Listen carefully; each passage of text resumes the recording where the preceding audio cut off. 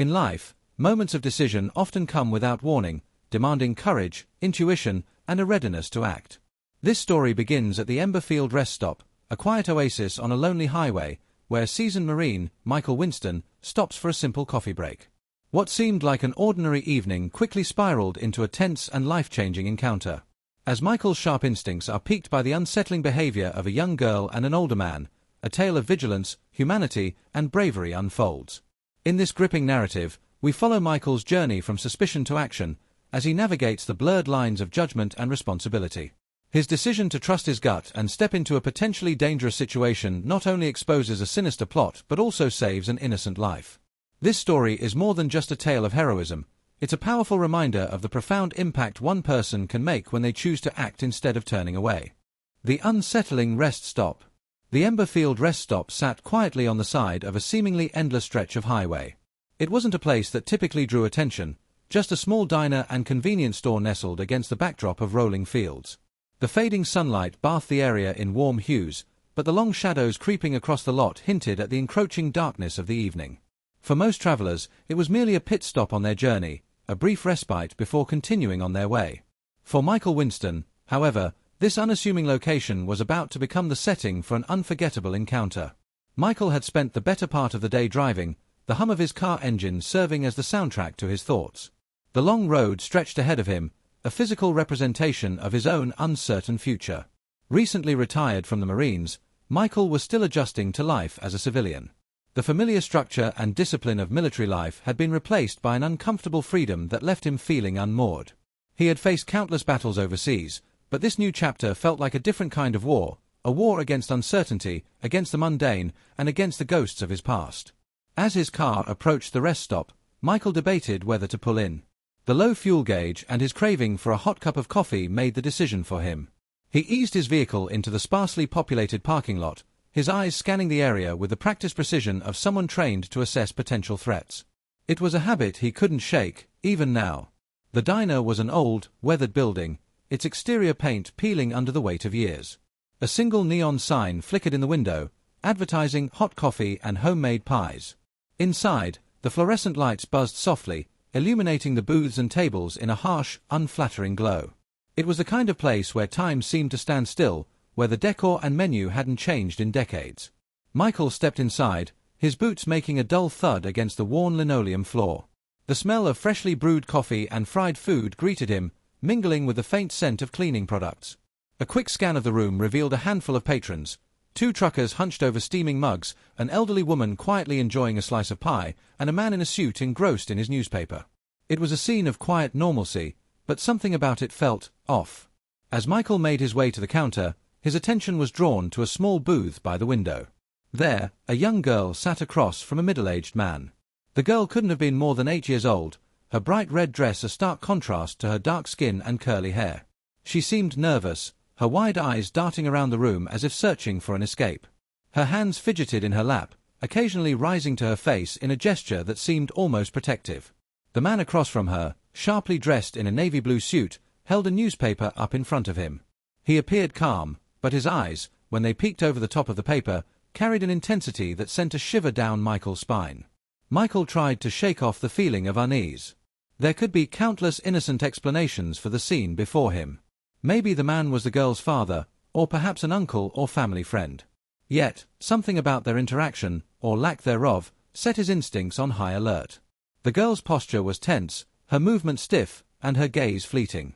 The man, on the other hand, seemed overly composed, his demeanor too controlled to be entirely natural. As Michael approached the counter to order coffee, he couldn't help but steal another glance at the pair. His military training had honed his ability to read body language, and everything about the girl screamed discomfort. Her small frame seemed to shrink further into the booth each time the man looked at her. Michael's fingers tightened around the counter as he fought the urge to intervene. He reminded himself that he was no longer a Marine on a mission. This was civilian life, and appearances could be deceiving. The waitress behind the counter greeted him with a tired smile, her uniform a little too big and her hair pulled back in a loose ponytail. "What can I get you?" she asked, her voice breaking the spell of Michael's thoughts. "Just a coffee, black," Michael replied, his tone clipped. He cast one more glance at the booth by the window as the waitress prepared his drink. The man in the suit had lowered his newspaper slightly, revealing a face that was calm but cold. He leaned over the table, murmuring something to the girl. Whatever he said caused her to tense even further, her hands clenching into fists in her lap. Michael's unease deepened. His coffee arrived, steaming in a plain white mug. He took it and moved toward the vending machines near the back of the diner. From this vantage point, he could observe the entire room without drawing too much attention to himself. He sipped the bitter liquid slowly, his mind racing with possibilities. What if he was overreacting? What if this was just a father and daughter having an awkward meal together? But what if it wasn't? The more Michael watched, the more his suspicions grew. The girl's eyes met his briefly, and in that fleeting moment, he saw something that made his blood run cold: fear. It wasn't the shy discomfort of a child around strangers. It was a deep, primal fear, the kind that spoke of danger. Michael set his coffee down on a nearby table, his body tense and ready. He didn't know what he would do yet, but he knew he couldn't just walk away. His instincts, honed through years of training and battle, were screaming at him that something was very wrong. He wasn't sure what hidden danger lurked beneath the surface of this seemingly ordinary scene, but he was determined to find out. The suspicious pair. The air in the diner seemed heavier as Michael leaned against the vending machines, coffee in hand, his eyes locked on the odd pair by the window. The longer he watched, the more certain he became that something was wrong. The man in the navy suit exuded an air of controlled detachment, his demeanor too calculated, too deliberate. Every move he made seemed rehearsed, from the way he held his newspaper to the occasional glances he cast at the girl across from him. The girl, in stark contrast, seemed to be a bundle of raw nerves. Her wide, darting eyes took in everything around her but never lingered for long. Her small hands fidgeted incessantly, tugging at the hem of her bright red dress or pressing against her face as if to shield herself from the world. She looked like she wanted to disappear into the worn vinyl of the booth seat. Michael couldn't shake the sense that he was witnessing a dynamic that didn't fit the setting. The man's crisp suit, the girl's vivid dress, and their palpable lack of connection made them seem out of place in this modest diner, where most patrons were truckers, travelers, or locals grabbing a quick bite. But beyond appearances, it was their behavior that gnawed at Michael's instincts. Every so often, the man would lower his newspaper, peering over the edge at the girl. His gaze wasn't the warm, protective look of a father or guardian. Instead, it was sharp, assessing, and predatory. Michael had seen that kind of look before, on the battlefield, in the eyes of those who sought to exploit weakness. It was the look of someone calculating their next move, waiting for the right moment to strike. The girl's reaction to the man's gaze was equally telling. Each time their eyes met, she seemed to shrink further into herself, her shoulders hunching and her head lowering. It was as if she were trying to make herself invisible, to avoid whatever unspoken threat lingered in the man's presence. The tension in her small frame was unmistakable, a silent scream for help that only someone paying close attention would notice. Michael's military training had taught him to read people, to pick up on the subtle cues that others might miss. In combat zones, those skills could mean the difference between life and death. Now, they were telling him that this girl was in trouble. But here, in the quiet of the diner, there were no clear rules of engagement. He couldn't just act on his suspicions without proof. What if he was wrong? What if he misinterpreted the situation and caused unnecessary panic? He took another sip of his coffee, forcing himself to stay calm. His eyes scanned the room, looking for any signs that might confirm or refute his growing concerns. The other patrons were oblivious, engrossed in their meals or conversations. To them, the man and the girl likely appeared unremarkable, just another pair of travelers passing through. But Michael saw what they didn't. He saw the stiffness in the man's posture, the way his fingers tapped rhythmically against the edge of the table as if he were trying to maintain control. He saw the way the girl's feet swung beneath the booth, too short to reach the floor, her movements quick and anxious. He saw her glances toward the door, fleeting but filled with longing, as if she was silently plotting an escape. His mind raced with questions. Who were they? What was their relationship? Why did the girl seem so afraid? The possibilities were endless, but one scenario kept rising to the forefront of his thoughts: abduction. The idea chilled him, but it also made too much sense. The man's demeanor, the girl's fear, the odd dynamic between them, it all pointed to something sinister. Michael's grip on his coffee cup tightened as he considered his options. He couldn't just walk up to them and start asking questions. If the man truly was dangerous, any direct confrontation could escalate the situation and put the girl in even more danger. But he couldn't walk away, either. The thought of leaving without knowing the truth, of abandoning the girl to whatever fate awaited her, was unbearable. He decided to keep watching, to gather as much information as he could before making a move. His training had taught him the value of patience, of waiting for the right moment to act. For now, that meant staying in the diner, keeping a low profile, and trusting his instincts. As he watched, the girl's behavior grew more erratic. Her fingers began drumming a silent rhythm on the tabletop, her small hands moving faster and faster as if to channel her mounting anxiety. Every so often, she would glance up at the man, only to quickly avert her gaze when she found him watching her. The cycle repeated, a pattern of fear and avoidance that only deepened Michael's unease. The man, for his part, seemed oblivious to Michael's scrutiny. He continued to sip his coffee, turn the pages of his newspaper, and occasionally murmur something to the girl. But there was a subtle tension in his movements, a rigidity that betrayed his outward calm. Michael could tell he was aware of the girl's distress, but instead of addressing it, he seemed to be feeding off it, using it to maintain control. Michael's thoughts drifted to the countless missions he had undertaken as a Marine, missions where he had to rely on his instincts to navigate complex and dangerous situations.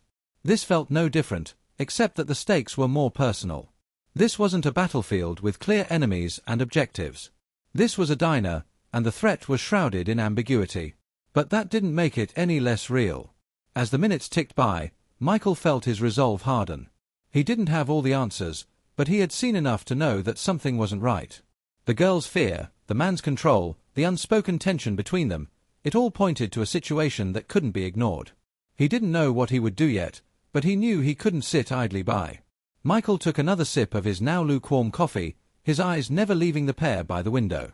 The quiet hum of the diner seemed to fade into the background as he focused all his attention on the girl and the man. He didn't know what was about to happen, but he knew he had to be ready for anything. The silent plea. The moment that changed everything began with a single, subtle gesture, so small that anyone not paying close attention would have missed it. Michael Winston, however, was paying very close attention.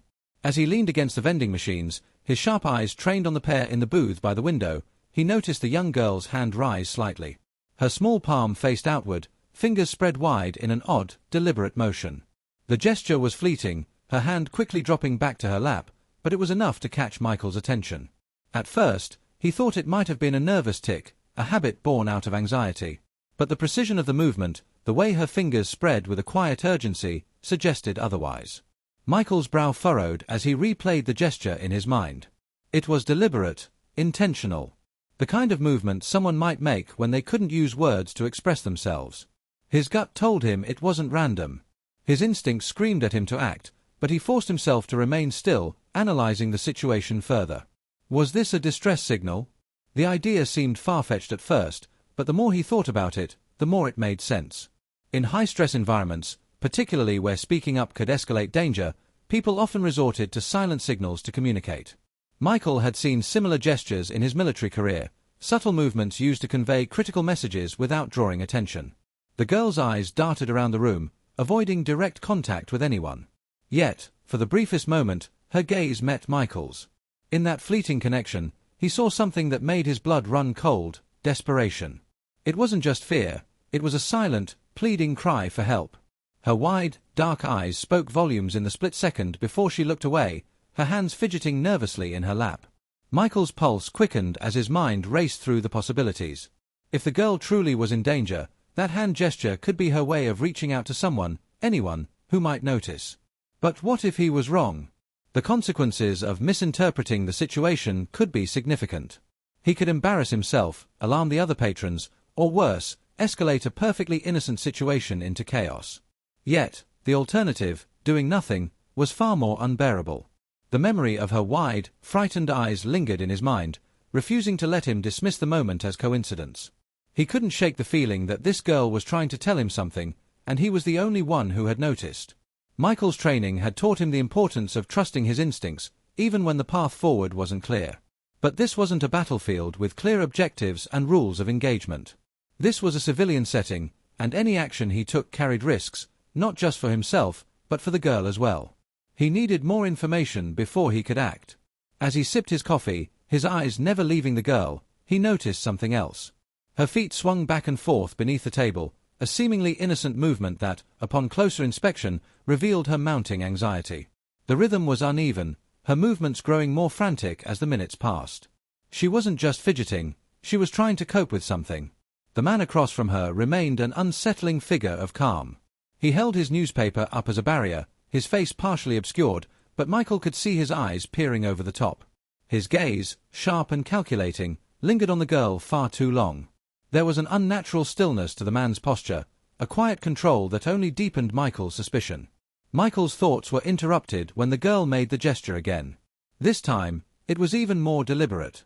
Her small hand rose to shoulder height, palm out, fingers splayed. It was subtle but unmistakable.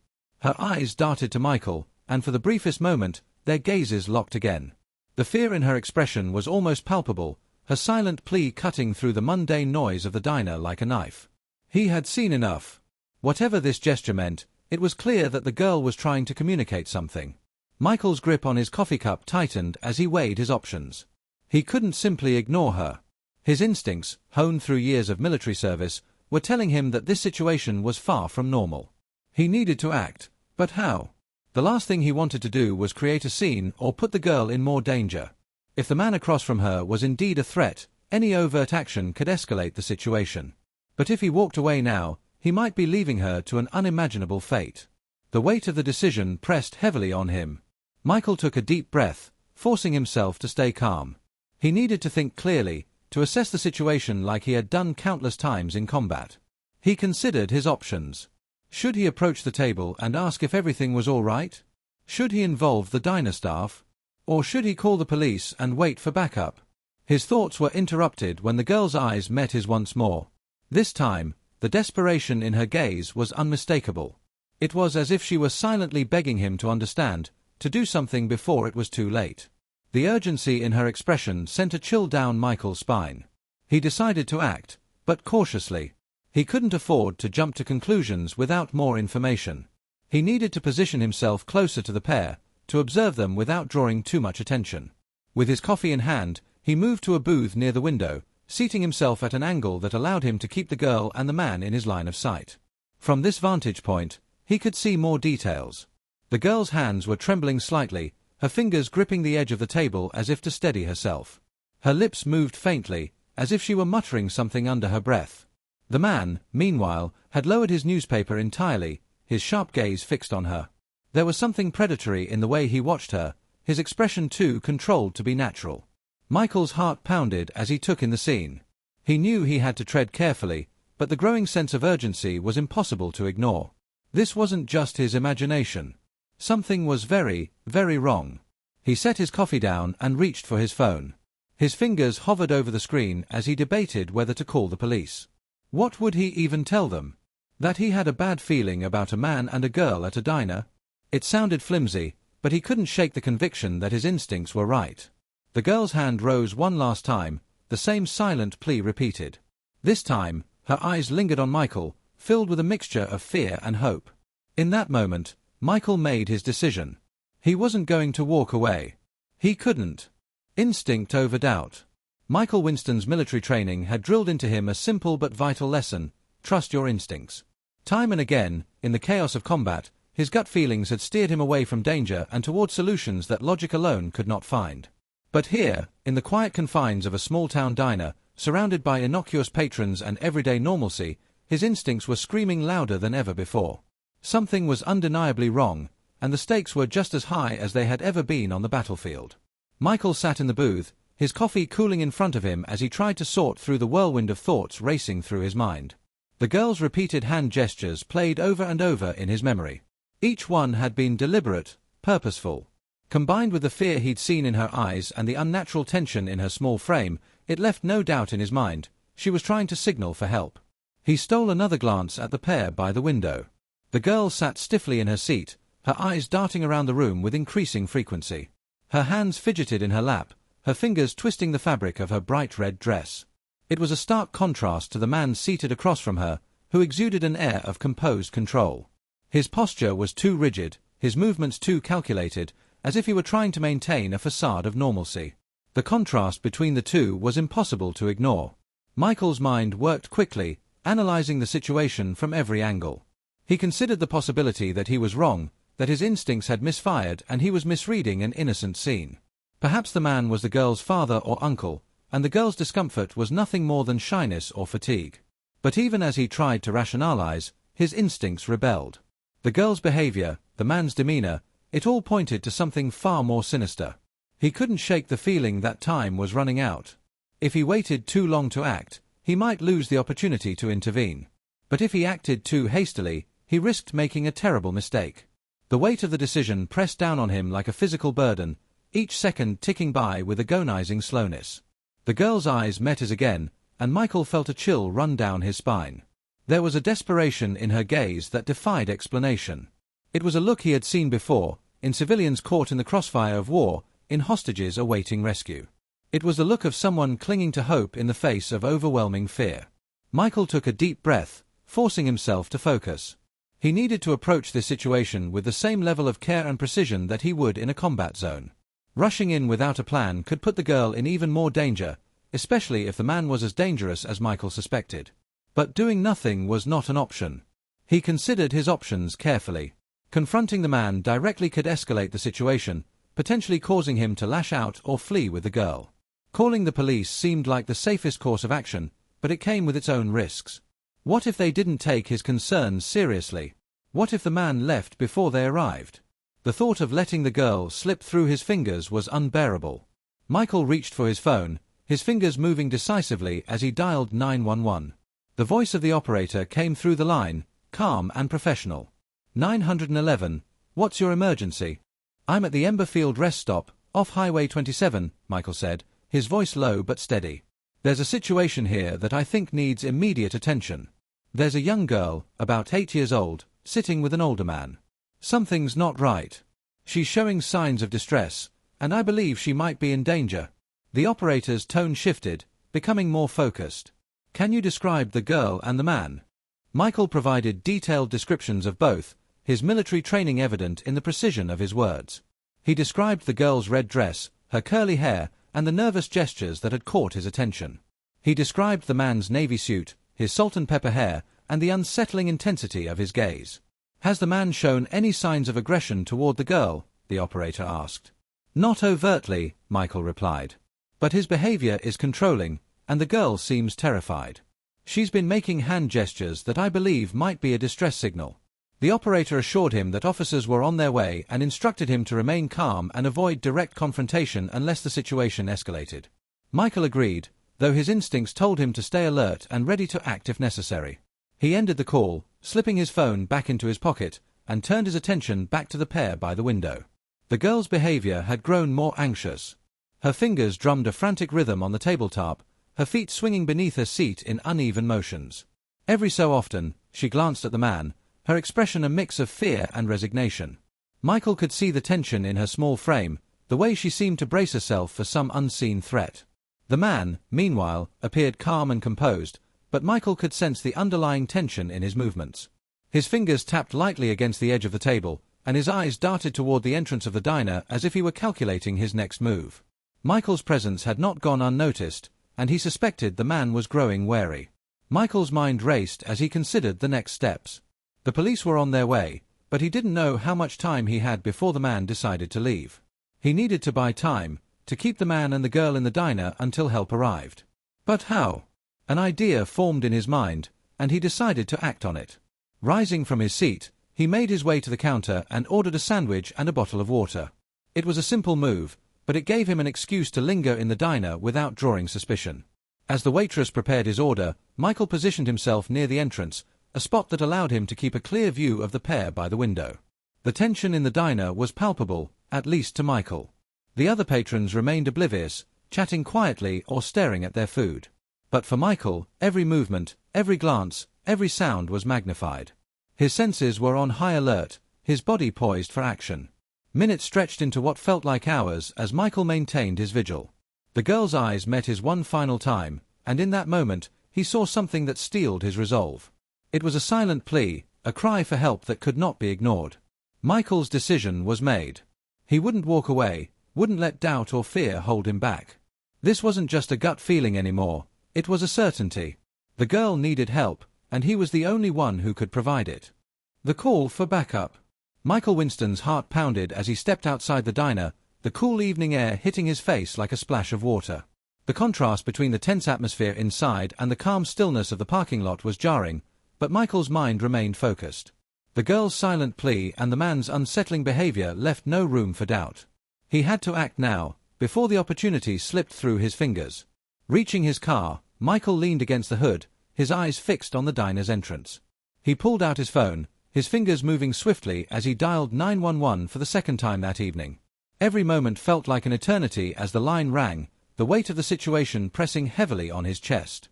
911, what's your emergency? The operator's voice was calm and professional, a steady presence in the chaos brewing within Michael's mind. Michael took a deep breath, his voice steady but laced with urgency. I need to report a possible child abduction. I'm at the Emberfield rest stop, off Highway 27. There's a young girl, about 8 years old, with a man who I believe might be a threat to her. Can you describe the individuals? The operator asked, her tone shifting as she realized the seriousness of the situation. Michael didn't miss a beat. The girl is black, wearing a red dress, and she's been making what I believe are distress signals, raising her hand with her palm outward, fingers spread wide. She looks terrified. The man is white, early 50s, with salt and pepper hair. He's wearing a navy suit, and he's been acting off. Controlling, predatory. The girl doesn't seem to know how to react around him. The operator pressed for more details, and Michael provided everything he had observed. He described the tension in the girl's posture, the man's intense gaze, and the subtle but telling interactions that had raised his suspicions. As he spoke, his eyes remained locked on the diner, his body poised for action. Has the man shown any signs of aggression toward the child? The operator asked. Not physically, Michael admitted, but there's something in his demeanor that doesn't sit right. He's watching her too closely, like he's waiting for something. The girl, on the other hand, looks like she's trying to disappear. She's scared, and I can't ignore that.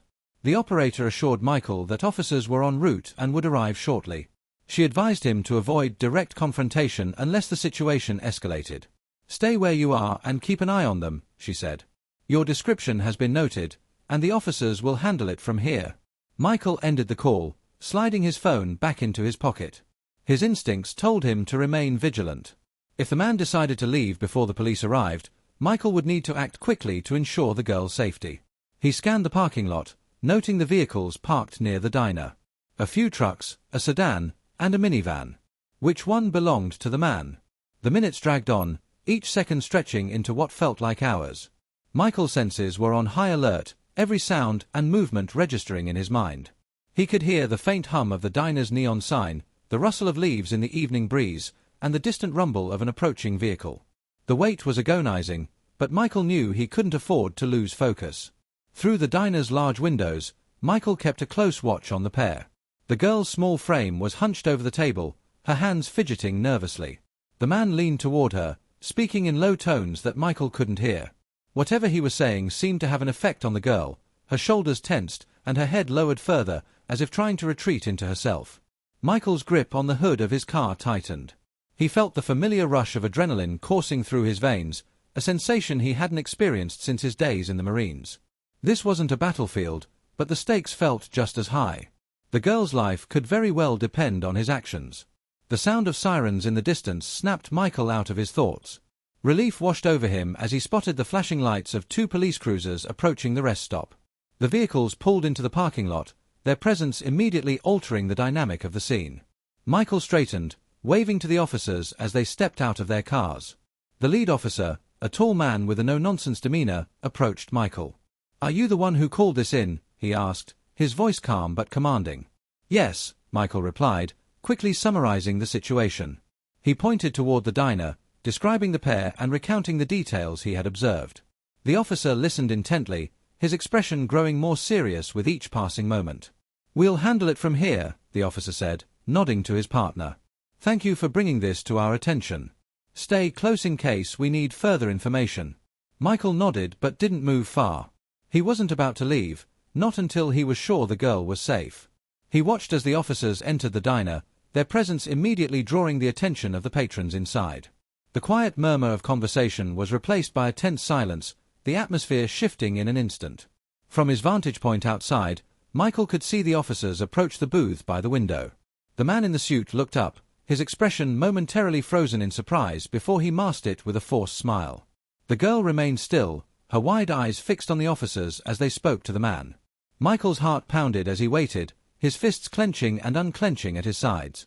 He couldn't hear what was being said, but he could see the man's body language grow increasingly defensive.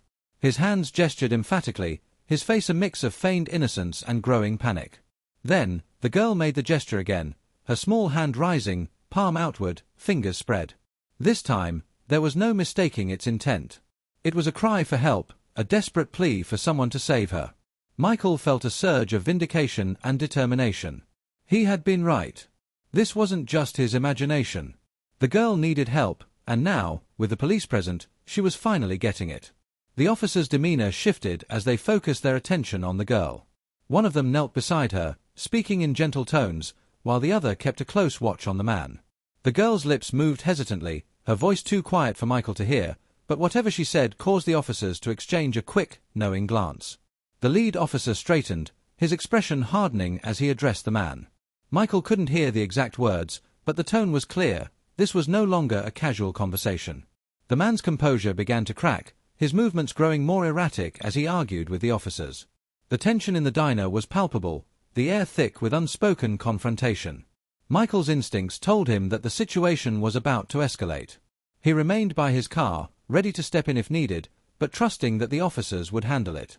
He had done his part, but his vigilance didn't waver. This wasn't over yet. Police intervention. The atmosphere inside the diner had shifted drastically. What had been a quiet rest stop now crackled with tension as two uniformed officers approached the booth where the man and the young girl sat. Michael Winston watched from outside, his eyes trained on every movement visible through the diner's large windows. His heart pounded in his chest as he braced himself for what might happen next. Inside, the officers moved with purpose but maintained a calm demeanor. The taller of the two officers, clearly the lead, approached the man directly, while his partner hung back slightly, his eyes scanning the room for any signs of trouble. The patrons, previously absorbed in their meals and conversations, were now frozen in place, their attention drawn to the unfolding scene. The man in the navy suit looked up from his newspaper, his expression flickering between surprise and feigned nonchalance. "Is there a problem, officer?" he asked, his voice calm but carrying an undercurrent of tension. The officer didn't answer immediately. Instead, he glanced at the girl, who sat stiffly across from the man, her small hands gripping the edge of the table. Her wide, frightened eyes darted between the man and the officers, as if unsure what to expect. "We received a call about a potential situation," the lead officer said, his tone measured. "We'd like to ask you a few questions." The man's composure faltered for a fraction of a second before he forced a polite smile. "A situation? I'm afraid I don't understand.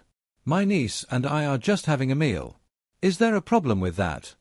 Michael, watching from the parking lot, felt his fists clench involuntarily. The man's words were smooth, but his body language betrayed him. His shoulders were stiff, his fingers tapping nervously on the edge of the table. It was the demeanor of someone trying to maintain control while under scrutiny. The officer's gaze shifted to the girl. He crouched slightly to meet her eye level, his voice softening as he addressed her. "Hi there, sweetheart. Can you tell me your name?" The girl hesitated, her lips parting as if to speak, but no sound came out. Her eyes flicked to the man, who gave her a subtle, almost imperceptible shake of his head. The officer noticed the exchange, his expression tightening. He didn't push her, instead standing upright and returning his focus to the man. "Sir," the officer continued, "can you provide some identification? If she's your niece, we'll just need to confirm that." The man's forced smile wavered as he reached into his pocket, producing a wallet. "Of course," he said, his tone clipped. "But I must say, this feels unnecessary. I don't see why we're being questioned like this." "It's just standard procedure," the officer replied smoothly. He took the offered ID, glancing at it briefly before handing it to his partner, who stepped aside to radio in the information. The man leaned back in his seat, his hands clasped together on the table. To anyone else, he might have appeared relaxed, but Michael could see the tension in his posture, the way his fingers tightened against each other. He was losing control of the situation, and he knew it. As the second officer relayed the man's information over the radio, the lead officer crouched down again, his attention returning to the girl. "Are you okay?" he asked gently. "You don't have to be scared. We're here to help." The girl's hands trembled as she gripped the edge of the table. She glanced at the man again, her small frame visibly tense. Then, with a deep, shaky breath, she raised her hand, palm outward, fingers splayed wide. The gesture was unmistakable now, a deliberate signal for help. The officer's eyes widened slightly as he registered the movement. He straightened, his demeanor shifting from cautious inquiry to firm resolve. "Sir, I need you to step away from the table," he said, his voice low but commanding. The man's polite facade cracked. "I don't see why that's necessary," he said, his tone rising. "This is ridiculous. She's my niece, ask her." The officer didn't budge. "We're going to need to verify that. Please stand up and step aside."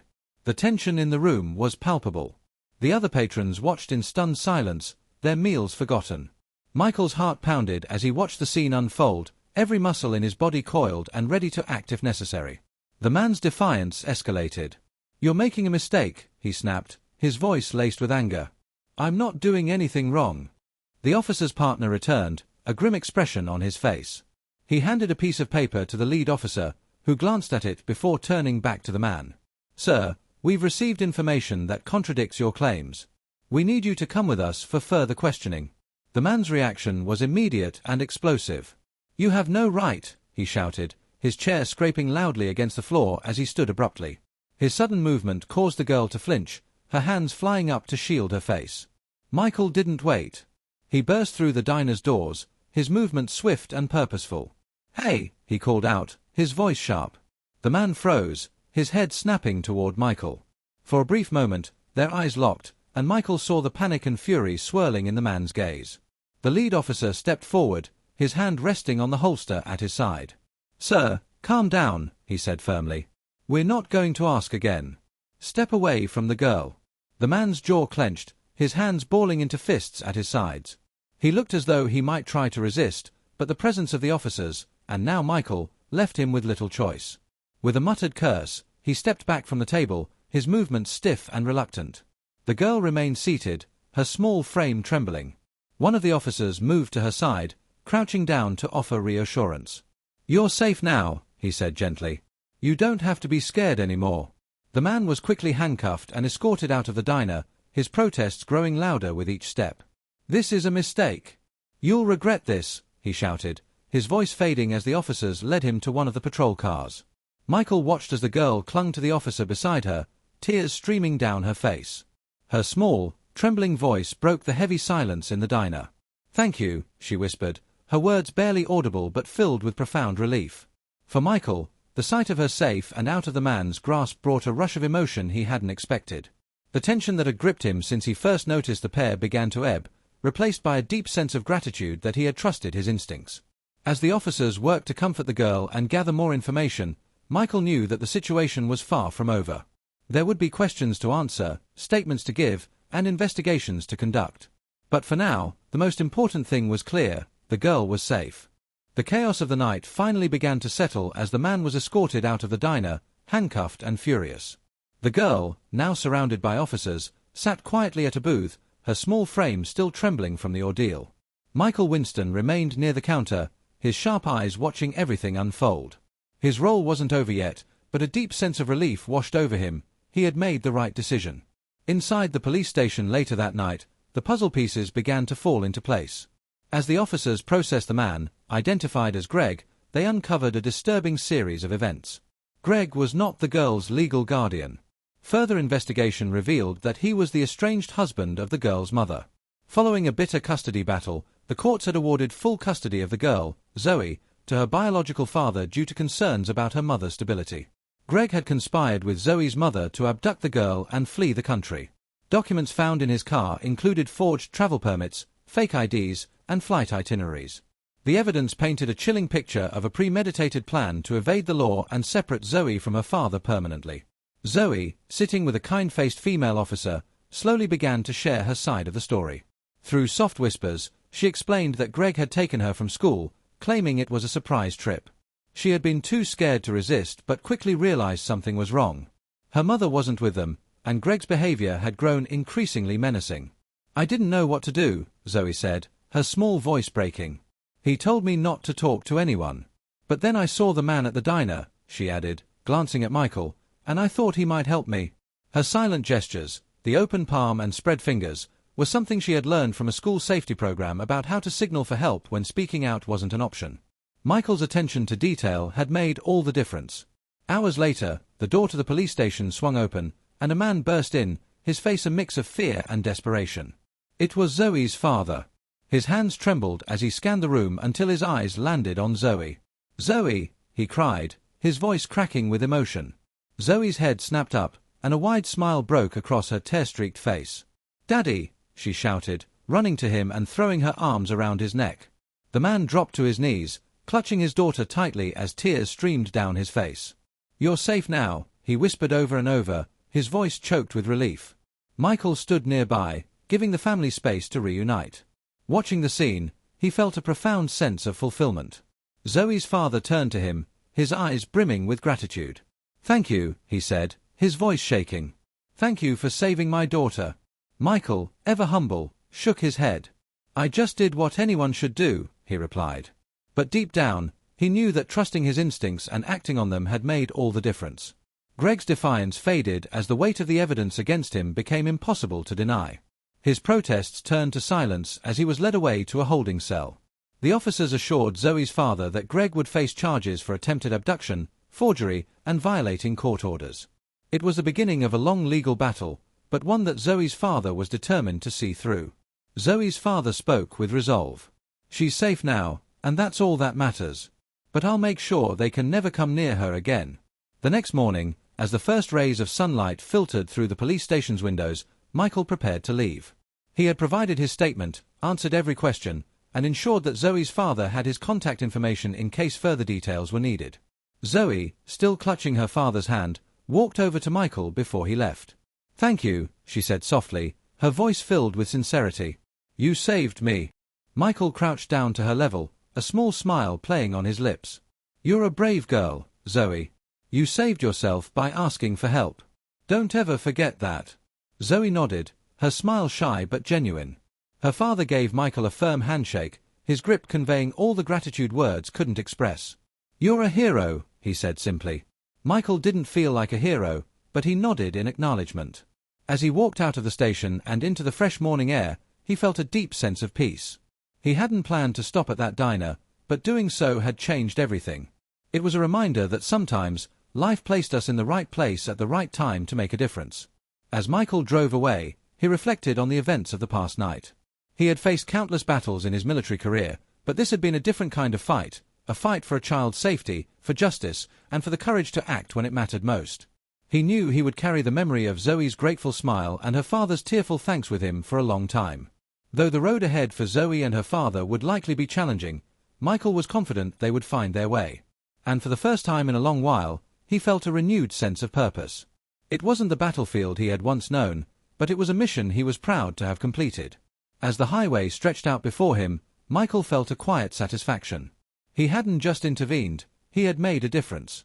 And sometimes, that was all that mattered.